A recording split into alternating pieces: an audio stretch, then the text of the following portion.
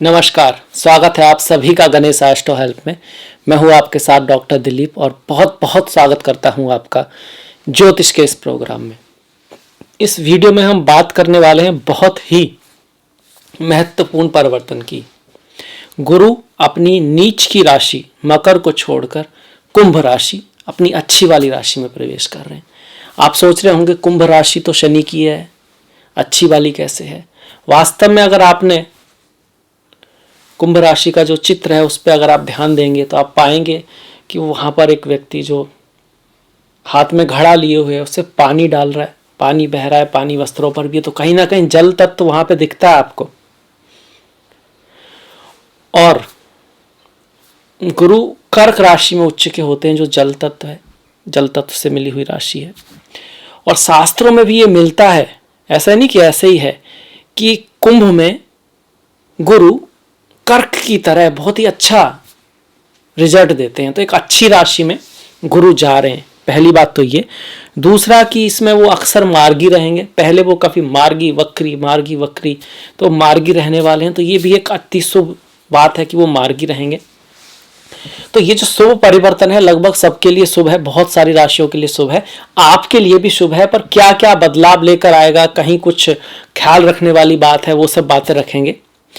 अच्छा, ये परिवर्तन महत्वपूर्ण तो सभी के लिए ही है। क्यों? क्योंकि ये जो तीन ग्रह है ना, चाहे राहु, शनि और गुरु, इन तीनों का जो परिवर्तन है वो बहुत महत्वपूर्ण होता है, क्योंकि ये ज्यादा समय तक रुकते हैं। जैसे अभी देख लो आप, ये नवंबर में परिवर्तन होगा आपका, और नवंबर 2021, 20 नवंबर 2021 से लेकर 12 अप्रैल 2022, मतलब नवंबर, दिसंबर, जनवरी, फरवरी, मार्च, अप्रैल, बहुत बड़ा परिवर्तन हो गया, करीब आधी साल होगी, वहां पर गुरु रहेंगे। तो उसका जो रिजल्ट है उसके बारे में अब हम बात करेंगे। आपकी कुंडली में देखा जाए, ये आपकी कुंडली है, यहाँ पर 7 नंबर लिखा है क्योंकि आप काल पुरुष की 7वीं राशि है, ये प्रथम भाव है। और गुरु जो है वो धनु और मीन राशि के मालिक होते हैं। धनु राशि को 9 नंबर से, मीन राशि को 12 नंबर से दिखाते हैं। तो हम देखेंगे कहां पर है 9 नंबर और 12 नंबर। तो 9 नंबर यहां पर है आपका और 12 नंबर यहां है। ये कौन सा भाव है? 1, 2, 3, तीसरा भाव है। तीसरे भाव के स्वामी गुरु हुए, ये चौथा, ये पांचवा, ये छठा, और छठे भाव के, तीसरे और छठे भाव के स्वामी गुरु हैं आपके लिए। अकारक ग्रह है कहीं ना कहीं, पर पंचम में आ रहे हैं। गुरु का सबसे शुभ जो गोचर होता है वो पंचम नवम में होता है और लग्न में होता है। तो बहुत अच्छी शुभ स्थिति जो है वो लेने वाले हैं गोचर में। जिन लोगों की तुला राशि है, मतलब जिनका चंद्रमा तुला है, उनकी ढैया चल रही है, पर उसके बावजूद अब चूंकि गुरु पंचम में आएंगे तो बहुत सारे शुभ फल उनको मिलने वाले हैं। ढैया तो रहेगी, पर कुछ ना कुछ, अगर किसी की गुरु की दशा महादशा कुछ चल रही है तो कुछ ना कुछ ऑस्पिशियसनेस जरूर बढ़ने वाली है आपकी अगले 5-6 महीनों के लिए। गुरु क्या रिजल्ट देंगे? पंचम भाव में गुरु आपके दूरदृष्टि को बढ़ा देते हैं, आपकी बुद्धि को तीव्र कर देते हैं, आप आगे का देख पाते हो। अगर देख पाओगे तो सोच पाओगे, सोच पाओगे तो प्लानिंग बनाओगे, और प्लानिंग बनाओगे तो उस पर चलोगे, और चलोगे तो उसका रिजल्ट भी निकल कर आएगा। तो बुद्धि के भाव को एक तरह से रोशन कर रहे हैं। ये भाव बच्चों का भी है, तो संतान प्राप्ति के लिए बहुत बढ़िया। ये भाव राजगद्दी का, एक तरह से आप कहेंगे पॉलिटिक्स का है, पावर का है, तो पद प्रतिष्ठा सम्मान मिलने का चांसेस यहाँ पे बनता है। ये भाव आपका फिल्म इंडस्ट्री का है, क्रिएटिविटी का है, तो ऐसा कोई भी काम जिसमें आप परफॉर्मेंस करके दिखाना हो, फेम जिससे रिलेटेड हो, उसके लिए बहुत अच्छा है। पॉलिटिक्स का तो है ही है। ये भाव स्पेकुलेटिव गेन का भी है, मतलब कि जब हम किसी चीज में इन्वेस्ट करते हैं, स्टॉक मार्केट आदि, उससे भी लाभ को दिखा रहा है यहाँ पर गुरु का होना। पर यह बात भी ध्यान में रखनी होगी कि वो तृतीय और छठे भाव के स्वामी है, पंचम में जा रहे हैं, मतलब मेहनत और एफर्ट्स बहुत जरूरी है सफलता के लिए। अदरवाइज पढ़ाई लिखाई में थोड़े ऑब्स्टिकल भी आ सकते हैं, बच्चों के साथ थोड़े डिफरेंस भी पैदा हो सकते हैं अगर आपने मेहनत नहीं की, अगर ज्ञान से आपने काम नहीं लिया। पर ओवरऑल पंचम में गुरु का गोचर अच्छा ही माना गया है।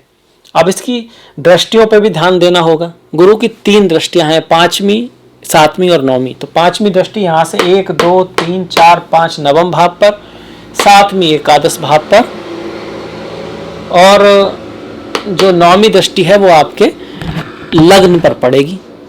तो 5वीं दृष्टि जब नवम भाव पर पड़ रही है, नवम भाव पर गुरु का दृष्टि का अति शुभ माना गया है, खास करके पढ़ाई लिखाई के लिए, एजुकेशन के लिए, लर्निंग के लिए, अब्रॉड जाने के लिए, एजुकेशन के साथ साथ किसी भी तरह की शिक्षा प्राप्त करने के लिए, किसी चीज में महारत हासिल करने के लिए, भाग्य के लिए भी अच्छा है। नवम भाव दर्शन फिलॉसफी का भी है, तो आपकी बुद्धि को आप कहोगे कि अच्छी तरह से काम करेगी। गुरुओं के लिए भी है, आपका अपने टीचर से जो है ना अच्छा संबंध रहेगा, स्कॉलरशिप आदि मिल सकती है, फॉरेन आदि जाने का चांस यहाँ पर बनता है। यात्राओं के लिए बहुत बढ़िया है और किस्मत को चमकाती है। मतलब वो कहते हैं ना भाग्य, कहते हैं भाई इसका तो भाग्य अच्छा था, ये बच गया, या किस्मत से हम नुकसान होने से रह गया, किस्मत से लॉटरी लग गई। तो वो चीज़ें जिसमें दिखाई देता है कि यार कोई ऐसा कारण तो दिखता नहीं पर फिर भी ये काम हो गया, जरूर कोई ना कहीं किस्मत थी। तो किस्मत थोड़ा आपका साथ देगी। इसके साथ साथ गुरु की यहाँ पर एकादश भाव पर दृष्टि है, जो कि आपके कर्म का रिजल्ट बताता है। मतलब आपने मेहनत तो बहुत की, उसका रिजल्ट कितना मिलेगा आपको, आपने जो काम किया उसका फेम आपको कितना मिलेगा, आपने जो इन्वेस्ट किया उससे आपका लाभ कितना होगा, इसको दिखाता है। उसको क्या कर रहा है गुरु, बढ़ा रहा है, मतलब लाभ को बढ़ा रहा है, किस्मत को बढ़ा रहा है, नेटवर्किंग को बढ़ा रहा है, पद प्रतिष्ठा प्रमोशन को बढ़ा रहा है। आपकी बहुत सारा फ्रेंड सर्कल बन सकता है अगर आप चाहें तो, अगर आप ध्यान दें चीज़ों पर, मेहनत करें तो बहुत सारे प्रभावशाली व्यक्तियों के साथ आपकी मुलाकात होने का चांस यहाँ पर गुरु बना रहा है। आपको स्पेकुलेटिव स्टॉक मार्केट आदि में भी गेन यहाँ से दिखा रहा है। और गुरु की जो लास्ट दृष्टि है वो लग्न पर पड़ेगी, और लग्न आप स्वयं हैं, आपकी स्वयं की स्थिति है समाज में, जिसको गुरु बढ़ाने वाले हैं, चमकाने वाले हैं, क्योंकि वहां पर शनि की भी दृष्टि पड़ रही है। हालांकि शनि की दृष्टि जो है वो स्लोनेस रहेगी चीजों में, एकदम तेजी से तो शनि होने नहीं देंगे, पर फिर भी कुछ ना कुछ स्पीड गुरु लाएंगे जरूर, क्योंकि शनि तो यहाँ बैठे हैं, वो भी अपना काम कर ही रहे हैं। पर फिर भी शनि राजा मान लो आप, पर फिर गुरु उसके मंत्री हो जाते हैं। तो अगर गुरु शुभ हो गए तो कहीं ना कहीं शुभता जरूर आएगी, कुछ ना कुछ ऑस्पिशियस चीजें जरूर होंगी। अगर गुरु आपकी कुंडली में अच्छे होने चाहिए, शनि भी शुभ हो और अच्छी दशा महादशा हो, ये जरूरी है। क्योंकि रिजल्ट निकल के कहाँ से आएगा, प्रारब्ध से ही आएगा, जन्म कुंडली से ही आएगा। वहां होगा तभी तो गोचर देगा ना, वहां होगा नहीं तो गोचर तो आके चला जाएगा, कुछ होगा नहीं, जैसा अक्सर होता है। कारण क्या रहता है, जन्म कुंडली में ही नहीं है वो योग, इस वजह से। पर गोचर ला रहा है तो जिनकी में है उनके लिए तो होगा, इस तरह से है। अच्छा, ये जो गोचर है अब ये बहुत लंबा है आपका, नवंबर, दिसंबर, जनवरी, फरवरी, मार्च, अप्रैल, तो क्या एक सही रहेगा? थोड़ा अंतर आएगा, क्योंकि गुरु राशि में तो रहेंगे पर नक्षत्रों के बीच से गोचर करेंगे तो उनके भी थोड़े रिजल्ट देते रहेंगे। राशि का रिजल्ट तो रहेगा ही रहेगा। तो पहले वो मंगल के नक्षत्र से गुजरेंगे, धनिष्ठा नक्षत्र से 1 जनवरी तक। तो 1 जनवरी तक हमको देखना होगा मंगल किस भाव के मालिक हैं, द्वितीय और सप्तम। स्वास्थ्य का ध्यान रखें, धन आएगा, शादी आदि के लिए अच्छा समय है, मैरिज आदि की पॉसिबिलिटी बनती है, किसी से मुलाकात का आपके जीवन में जीवन साथी, जीवन संगनी आदि आ सकता है। बैंक बैलेंस आपका बढ़ेगा, पैसे के लिए बढ़िया है। पर स्वास्थ्य का ध्यान क्यों? क्योंकि द्वितीय और सप्तम दोनों ही मारक भाव हैं। ऐसे में अगर आप पहले से बीमार हैं या कुछ इस तरह की सिचुएशन है तो हेल्थ पर ध्यान रखें, बहुत बढ़िया है। महामृत्युंजय मंत्र का जाप कर सकते हैं, बहुत अच्छा मंत्र है स्वास्थ्य के लिए। इसके बाद गुरु शतविषा नक्षत्र में जाएंगे, जो कि राहु का नक्षत्र है। 2 जनवरी 2022 से लेके 1 मार्च 2022 तक राहु के नक्षत्र में रहेंगे। और राहु आपके लिए अष्टम में गोचर कर रहे हैं। हेल्थ का ध्यान रखें, हेल्थ का ध्यान रखें। सास ससुर मैरिज लाइफ में थोड़ा उतार चढ़ाव यहाँ पे रह सकता है। और भाग्य भी बहुत ज्यादा तेज यहाँ पर साथ ना दे तो पॉसिबिलिटी है इस बात की। अच्छी चीज क्या है, इनहेरिटेंस आदि मिल सकता है। और लड़ाई झगड़ा अगर जैसे किसी से आपका चल रहा है तो हो सकता है कि उसमें आपकी विजय हो जाए मेहनत करने के बाद। ये आपका पॉजिटिव यहाँ पे राहु दे सकते हैं। नेगेटिव की बात करें तो देखिए, स्वास्थ्य का ध्यान रखना सबसे पहला आता है। दूसरा है इन लॉज के साथ शादी के बाद की जो लाइफ है, मैरिज लाइफ को थोड़ा सा बना के रखें राहु के समय में।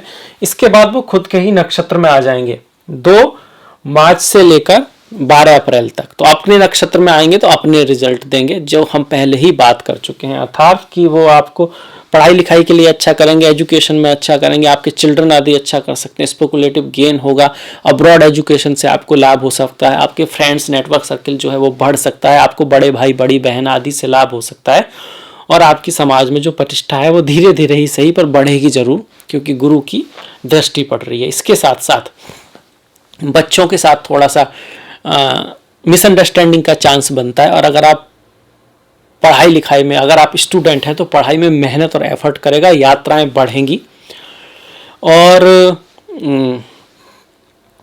जो लोग सिंगल हैं उनको प्रेम की शुरुआत में थोड़ा संभल के चलना होगा, इस चीज़ का ध्यान रखें। तो ये तो हो गया हमारा गुरु का गोचर, नक्षत्र वाइज भी, राशि वाइज भी। बाई चांस आपके गुरु उतने अच्छे नहीं है तो क्या करें?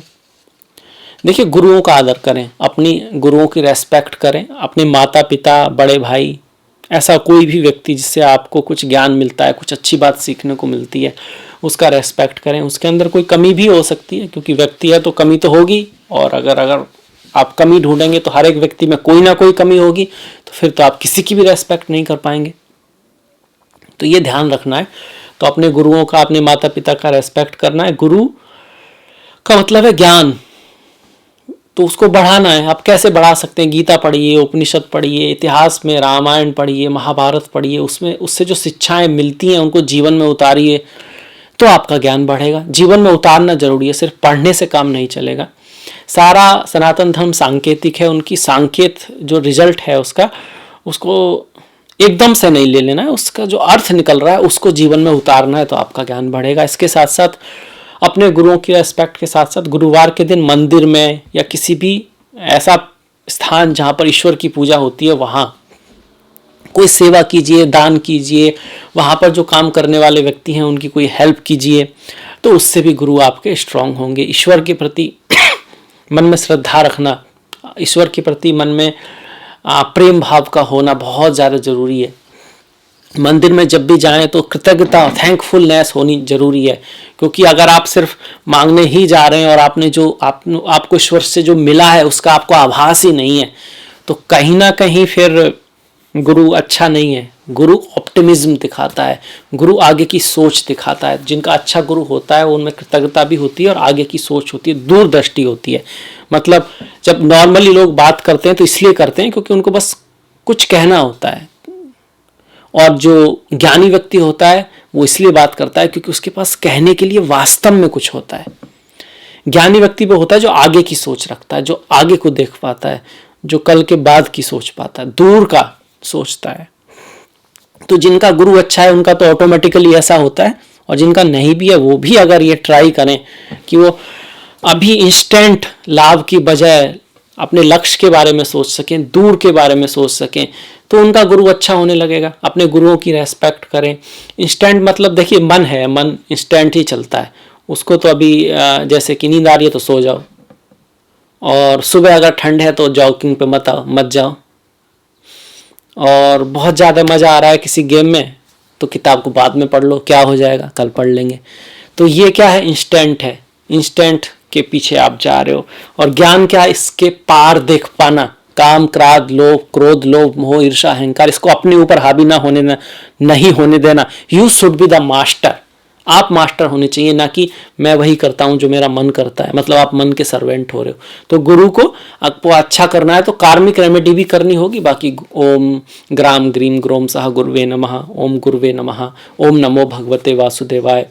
नहाने के पानी में आप हल्दी का यूज करना, केसर का तिलक लगाना, गाय को हल्दी थोड़ा सा डाल के आप उसकी सेवा कर सकते हैं। जीवों के प्रति दया रखना, बड़ों के प्रति रेस्पेक्ट रखना, धर्म के पथ पे चलने की कोशिश करना, बच्चों का सम्मान करना। गुरुओं के साथ साथ बच्चों का सम्मान भी करना है। हम लोग बच्चों की तो कोई सुनते ही नहीं है, कई बार समझने ही नहीं चाहते उनकी बातों को, और हमको ऐसा लगता है कि वो बच्चे हैं तो वो सिर्फ बचपना ही करेंगे। हो रहा है उल्टा, बच्चे ज़्यादा समझदार हैं, वो कम से कम जो है उसके प्रति टॉफ़ी मिली है उसको एंजॉय तो कर रहे हैं। हमारे पास तो गाड़ी भी है, घर भी है, तब भी परेशान है। बहुत सारे लोग हैं ऐसे, तो उनसे भी बहुत कुछ सीखने को है। तो ये था मेरी तरफ से तुला राशि वालों के लिए, तुला लग्न वालों के लिए गोचर का जो फल है, गुरु के जो राशि परिवर्तन का जो फल है, मुझे आशा है आपको पसंद आएगा, अच्छा लगेगा। अगर ऐसा है तो प्लीज़ लाइक कीजिएगा, शेयर कीजिएगा और घंटी वाला जो बटन है उसको दबाना मत भूलिएगा। मैंने डिस्क्रिप्शन में अपना लिंक दिया है, Facebook, Instagram, Twitter, please like, please follow. आपका जो सहयोग है वो अति महत्वपूर्ण है। आपसे मुलाकात होगी नेक्स्ट वीडियो में, तब तक अपना ख्याल रखें, अपनों का ख्याल रखें, सभी का ख्याल रखें। नमस्कार।